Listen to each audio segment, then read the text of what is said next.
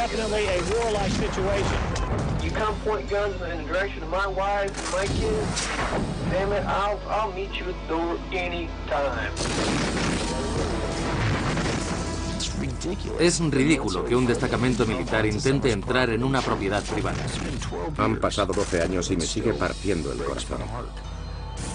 Esa gente se había preparado a conciencia, estaban dispuestos a morir y lo hicieron.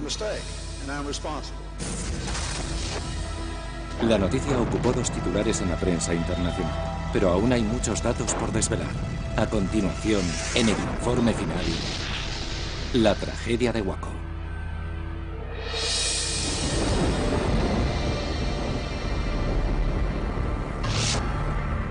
...28 de febrero 1993... Son aproximadamente las 9:30 de la mañana. 2 camiones para el transporte de ganado avanzan por una carretera de Texas. Ocultos en los remolques viajan 76 agentes de la Oficina para el Control de Alcohol, Tabaco y Armas de Fuego, o ATF. 20 kilómetros al este de la ciudad de Waco, los camiones salen de la carretera para entrar en Monte Carmelo. Este rancho de 28 hectáreas está habitado por los miembros de una secta religiosa llamada la Rama Davidiana. ¿Quiénes son los davidianos? En el complejo de edificios se incluyen una capilla y las viviendas de más de un centenar de sectarios. Una investigación del ATF ha descubierto que entre sus muros, los davidianos han acumulado un arsenal de armas ilegales.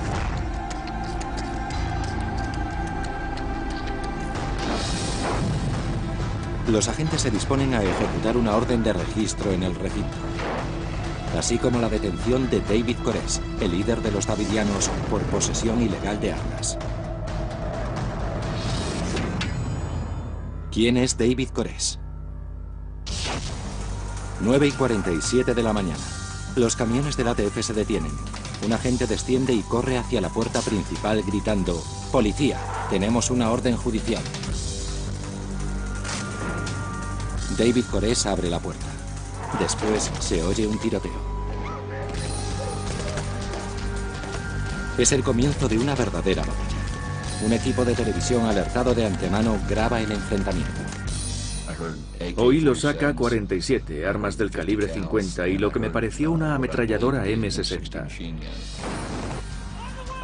Nosotros no llevábamos armas automáticas, entonces comprendí que teníamos un grave problema. ¿Por qué tenían los davidianos tantas armas?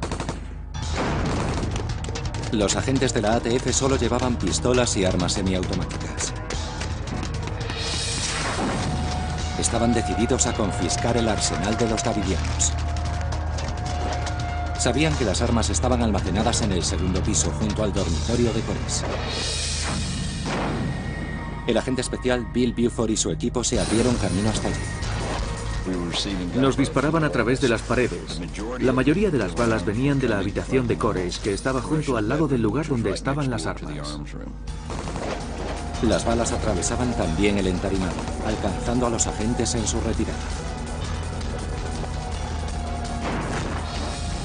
Buford recibió 4 impactos. A las 9:48, un minuto después de que se iniciara el tiroteo, Wayne Martin, un miembro de la secta, llama al 911. Hello? Yeah, this is Lieutenant Lynch. May I help you? Yeah, there's 75 men around our building and they're shooting at us in Mount Carmel. El teniente Larry Lynch, sheriff del condado de McLennan, está de servicio.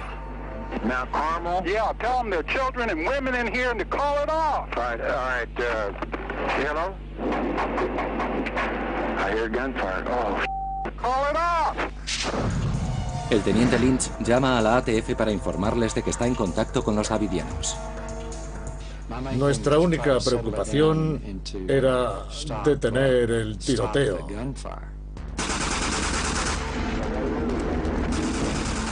You could hear lots of people being shot. We did see a number of federal agents being shot on the outside.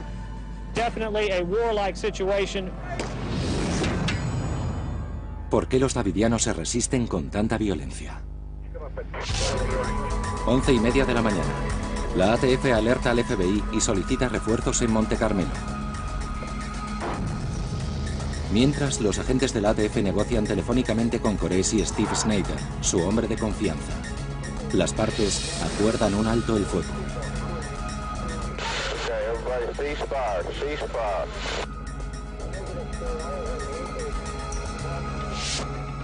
12 y 12 minutos. Casi 2 horas después de que todo empezara, el tiroteo se detiene. Es el enfrentamiento armado más prolongado en la historia de las fuerzas del orden en Estados Unidos. Conmocionados, los agentes se disponen a socorrer a sus camaradas heridos. Descubren que 4 de ellos han muerto. 20 más sufren heridas de bala o de metralla. We know that Koresh is injured, or so he has told reporters by telephone. Also, we believe that there are 2 of his followers who are dead inside the compound, and then also several others injured. 4 davidianos han muerto en el enfrentamiento. 6 están heridos. ¿Por qué la ATF no previó el enfrentamiento con los davidianos?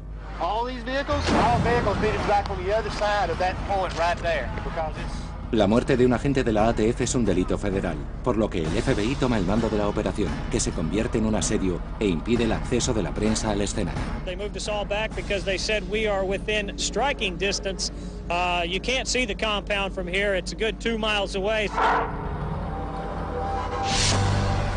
El FBI adopta las medidas habituales en situaciones de crisis. Constituye un equipo negociador y otro de rescate de rehenes. El objetivo del equipo negociador es poner fin a la crisis de forma pacífica, mediante concesiones recíprocas. La estrategia del equipo de rescate de rehenes es muy distinta: usar la fuerza eficaz y contundentemente si fuera necesario. Ambos equipos cooperan para resolver la crisis. El equipo de rescate se ocuparía de reaccionar ante cualquier acción que pudiera resultar peligrosa. El trabajo de los negociadores es mantener abierta la comunicación. 24 horas después del tiroteo, el equipo de negociadores consigue la liberación de 14 niños. También obtienen una promesa de rendición por parte de David Koresh. Si el FBI organiza la emisión radiofónica de un sermón de Koresh a nivel nacional, él y sus seguidores, más de 100, saldrán del complejo. El FBI permite la emisión. 2 de marzo, tercer día de asedio. La emisora Christian Broadcast Channel ofrece el discurso de Koresh.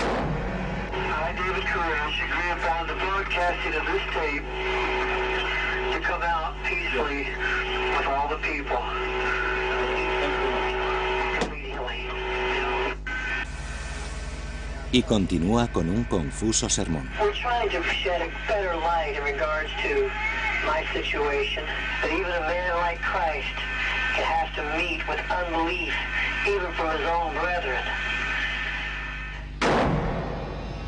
Cuando finaliza la emisión, los agentes esperan. Pero el día llega a su fin y no hay ninguna reacción, ningún cambio. 3 de marzo, 10 y 3 minutos de la mañana. Steve Snyder, mano derecha de Koresh, comunica a los negociadores que no saldrá nadie del complejo. Descubrimos, absolutamente decepcionados, que los niños habían cogido sus mochilas dispuestos a salir, pero al final David Koresh les comunicó: Dios me ha dicho que no salgan. ¿Cómo logra mantener Koresh semejante control sobre sus seguidores? Había comenzado una lucha de poder. We're prepared to do whatever it takes, stay here as long as it takes to settle this matter without any further bloodshed. Mientras los davidianos se atrincheran fuertemente armados, los negociadores del FBI esperan. Pero los miembros del equipo de rescate han sido entrenados para el asalto y están listos para entrar en acción.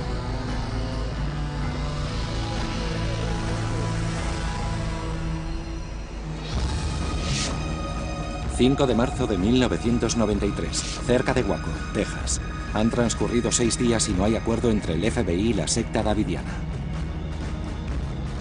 El equipo negociador del FBI realiza algunos progresos. At 8:45 a.m. today, Heather, 9 years old, was released. This brings the total of persons released through negotiations to 21 children and 2 women. Aún quedan 95 davidianos en el interior del complejo, incluidos 21 niños. 7 de marzo, octavo día. El FBI solicita al Pentágono que le proporcione tanques Abrams, los mismos que se usaron en la Operación Tormenta del Desierto. Afirma que los tanques son necesarios para proteger a sus agentes del potencial armamentístico de los davidianos. El Pentágono aprueba la petición. El equipo de rescate de rehenes convence a Jeff Yamar, el oficial al mando de la operación, para que adopte medidas contundentes.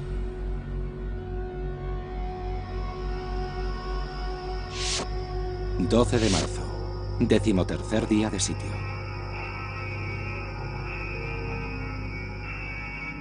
El FBI inicia una guerra psicológica. Asedian al complejo con ruido y música ensordecedores.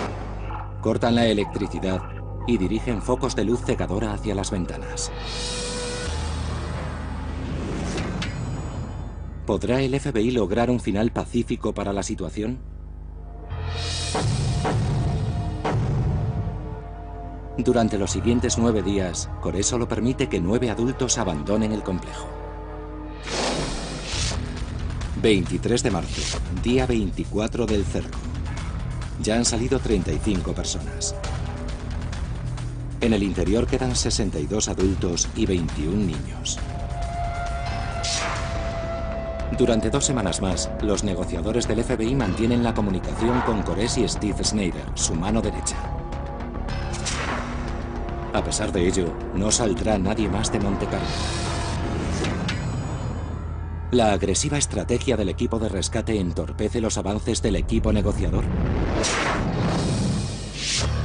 10 de abril, día 42. Ningún davidiano ha salido en 18 días. El equipo de rescate intensifica el control sobre el recinto y lo cerca con una alambrada. ¿Cuál es el plan del FBI? 14 de abril, día 46. Koresh hace una nueva promesa de rendición. Dice que él y sus seguidores se rendirán cuando termine de escribir su interpretación de los 7 sellos. Según dice el libro del Apocalipsis, los 7 sellos ocultan un pergamino milagroso. Cuando el Mesías lo abra, revelará los acontecimientos que precederán al fin del mundo. Is this just another lame excuse put out by Mr. Koresh to stall the proceedings? Based on his past track record, you would have to assume that that's probably the case. 18 de abril, día 50. Desde hace casi un mes no ha salido nadie más. Los esfuerzos para convencer o evacuar forzosamente a los davidianos han sido inútiles. It is day 51 of the continuing standoff at Mount Carmel, the hardest line yet evidently being taken by FBI authorities this morning. Día 51, 6 de la mañana. El FBI recurre al gas lacrimógeno. Era una forma de decirles, tenemos una orden judicial. Este es un país civilizado. Es hora de que salgáis y llevéis vuestras quejas ante un tribunal.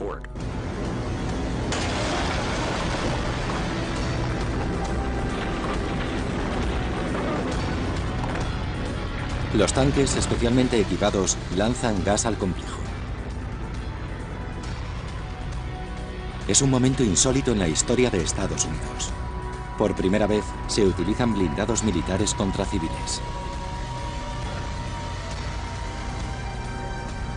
Durante toda la mañana los tanques lanzan gas lacrimógeno al rancho de los davidianos.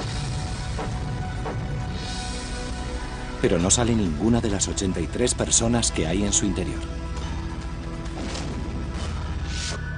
12 y 6 minutos de la tarde. Una nube de humo se eleva sobre el complejo.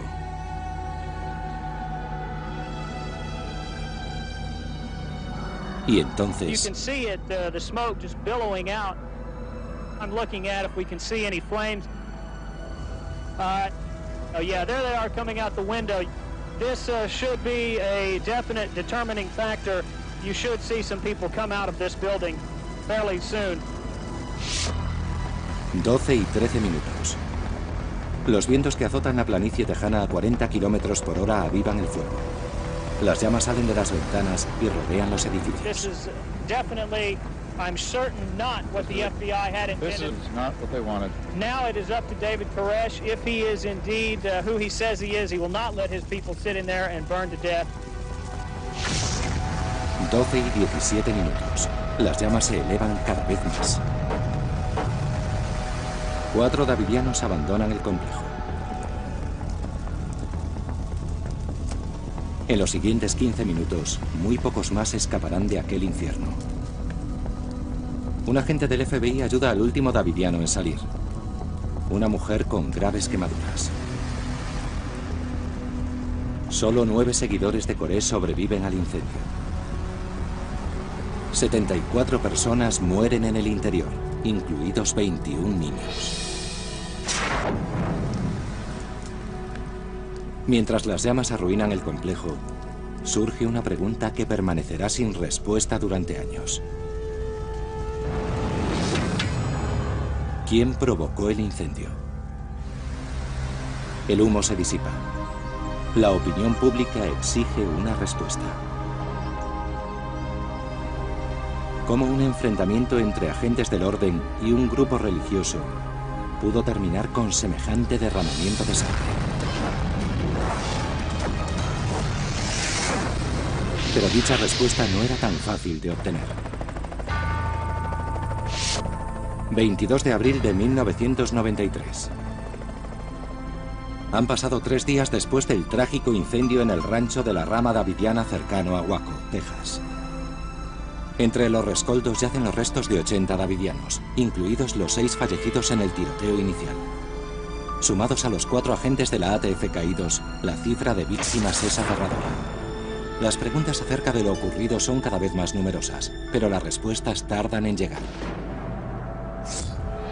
¿Qué es la rama davidiana? Una secta con creencias apocalípticas y antecedentes violentos. La interpretación que la rama davidiana hace de la Biblia se centra fundamentalmente en el libro del Apocalipsis y en el misterio de los 7 sellos. Estos son descritos como una serie de sellos de cera empleados en un pergamino sagrado. Según la Biblia, solo Jesucristo, el Mesías, puede abrir los sellos. Cuando se abran, revelarán los misterios que profetizan el fin del mundo. El primer sello, por ejemplo, describe a los 4 jinetes del Apocalipsis.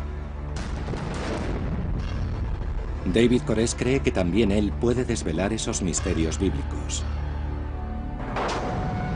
Y eso nos lleva a la pregunta, ¿quién es David Koresh? Un hombre de oscuro pasado que se considera el segundo Mesías. Su verdadero nombre es Vernon Howell. 1981. A los 21 años, Howell, carpintero, se une a la rama davidiana en Waco.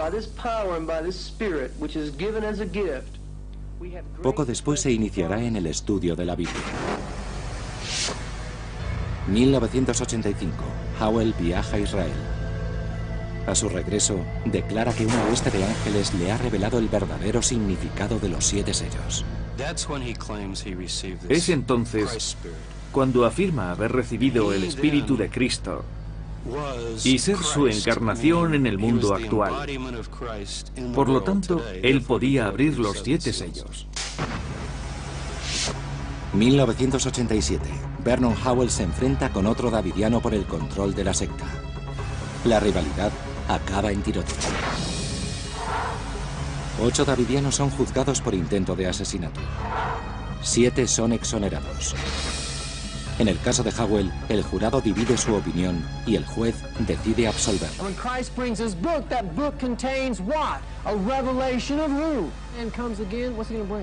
Howell toma entonces el control de la rama davidiana. 1990. Vernon Howell pasa a llamarse David Koresh.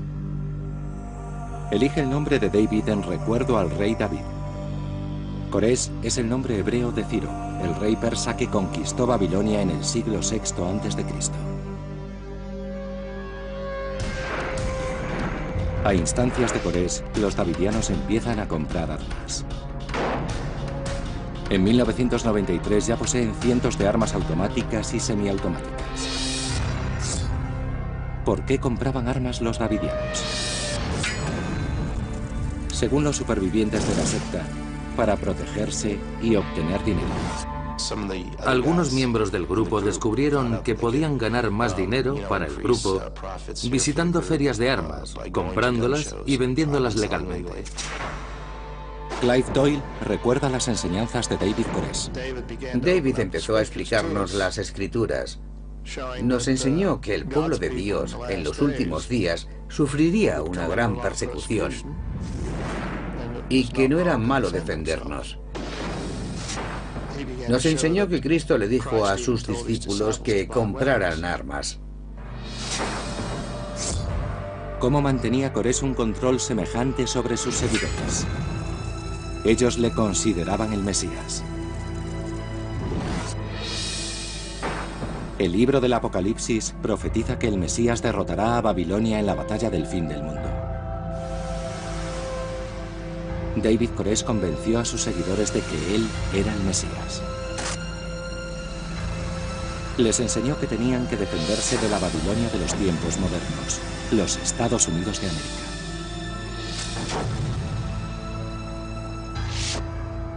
Enero de 1993. La ATF alquila una casa situada frente al rancho Monte Carmelo. Allí se instalan los agentes que se infiltrarán más tarde en el grupo de los davidianos. Uno de esos agentes era Robert Rodríguez, que en la actualidad está retirado. Es la primera vez que habla ante los medios y publica las órdenes que recibió de sus superiores. Querían información sobre la secta y un plano del interior del complejo. La ATF pudo confirmar así sus sospechas. Los davidianos estaban transformando armas semiautomáticas en automáticas. ¿Por qué no previó la confrontación con los davidianos?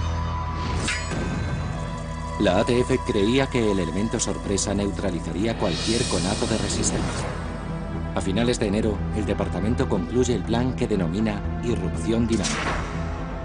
Se trata de que 76 agentes entren por la fuerza en el complejo. Antes de enviar a un par de agentes para que llamen a la puerta y se enfrenten a 120 personas armadas hasta los dientes, prefieres contar con fuerzas suficientes para defenderte. Según los informes de la ATF, los varones adultos de la secta solían trabajar en el exterior, en la parte de atrás del complejo, lejos de las mujeres, los niños y las armas.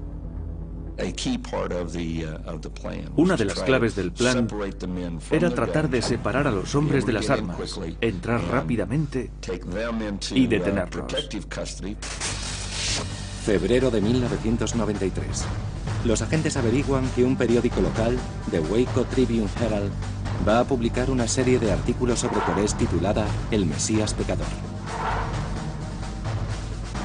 Los artículos hablan de acusaciones por abusos a menores y proselitismo, e incluyen testimonios según los cuales Corés tendría varias esposas adolescentes. El primer artículo aparece un día antes de la fecha elegida para la redada. A la ATF le preocupa que el artículo provoque a Corés. La mañana de la redada, altos mandos de la ATF ordenan a Robert Rodríguez que vuelva al rancho de los davidianos a evaluar el estado de ánimo de Corés. 8:30 de la mañana. Un cámara de una cadena local es informado de la inminente redada por un ayudante del sheriff. Camino de Monte Carmelo, el cámara pregunta la dirección a un cartero y le hace saber lo que va a ocurrir. El cartero resulta ser cuñado de David Corés. 8:40 de la mañana. En Monte Carmelo, Rodríguez está hablando con Corés cuando un davidiano les interrumpe. Cuando volvió,